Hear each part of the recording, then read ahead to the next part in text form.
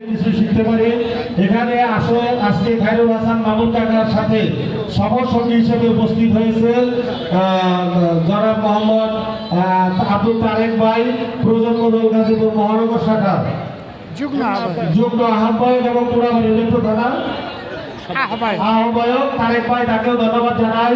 ইতিমধ্যে আমাদের মঞ্চে উপস্থিত হয়েছে বাংলাদেশ জাতীয়তাবাদী দল 10 নং ওয়ার্ড শাখার সাবেক সিনিয়র সহসভাপতি শ্রদ্ধাবাদন কাকা জনাব হাজী রফিকুল ইসলাম, তাকেও মঞ্চে আসার জন্য অনুরোধ করছি।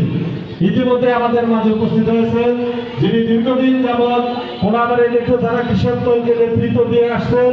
আমরা একটা সময় জানতাম আলহাজ অধ্যাপক এম এ মান্নান স্যারের সময় আমরা যখন গাজীপুর 2 আসনের অধীনে ছিলাম, তখন কিন্তু কোনাবাড়ি ইউনিয়ন কৃষক দলের একটা কমিটি ছিল। জনাব মোহাম্মদ আকিলের মেম্বার সাহেব এবং আমাদের জরুরের নিবাসী মরহুম শফিজউদ্দিন চাচা, উনি ছিলেন সাধারণ সম্পাদক।